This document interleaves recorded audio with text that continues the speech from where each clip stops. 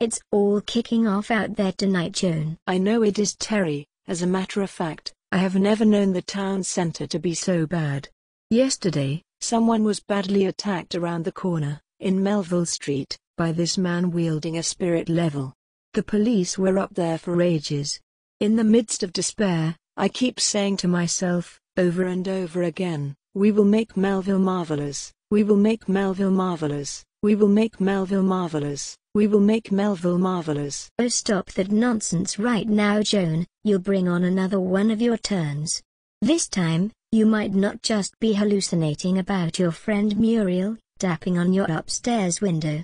You might believe that she is beating down your front door. Oh, Terry, please. I am not mad. I know what I see. Muriel is trying to make contact with me, from beyond the grave.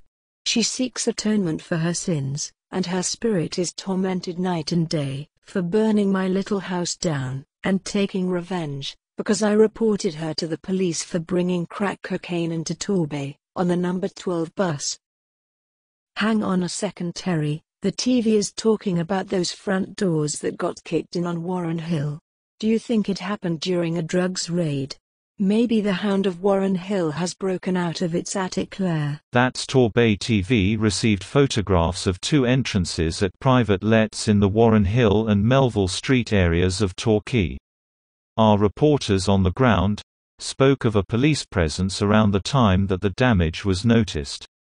Locals tell us that the poor appearance of these buildings, complete with their broken and boarded-up windows, alongside allegations that some of the rooms inside are being rented to people who conduct crime in the town centre, is a serious barrier to those new regeneration plans, being called Making Melville Marvellous. There's nothing new here, Joan. It's the same every Christmas, up and around the Golden Triangle. That Torbay TV news must be running out of stories, as it is so close to Christmas. You are being unfair, Terry. That Torbay TV is the very first channel to speak about the things happening in the side streets around the centre of Torquay. News and information, even if true, gets censored by the other media outlets. They want to protect the all-powerful establishment of rich private landlords and business owners, who don't want to be held accountable for their neglect of less affluent communities, or have stories released to a wider audience, to stop people wanting to visit the area and spend their money. You are like a proper stuck record, Joan. The hopes you had a decade ago for Torquay Town Centre have never come to pass. Frankly, nothing ever changes. There are just too many business people, with power and influence, making money on the backs of desperate people. Do you honestly think that Torbay Council will ever take that Torbay TV, or activists like Tracy Ireland seriously? You might as well give up and face reality. Anyway, I'm not here to fall out with you. Let's change the subject. The other day I found in my newspaper rack one of Torbay Council's anti-social behaviour diaries, from about 15 years ago. Do you know, I spent ages filling a number of them in, and doing the job of paid public servants. You had to write down all the times that you got disturbed by badly behaved tenants, housed in the area, by the likes of Cordelia Pompey, of Palmlets. One diary I slaved over for days, managed to get this one nasty chap evicted.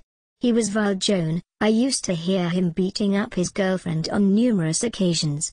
He did it right in front of her little girl, who was screaming at him, "Stop hurting my mummy, stop hurting my mummy." You've told me that story before, but nevertheless well done, Terry. You must have done some good there, but if I remember correctly, it didn't end there. Quite right, Joan. As soon as that dreadful man had left, the poor woman and her little child were served Section 21 notices by Cordelia Pompey of Palmlets.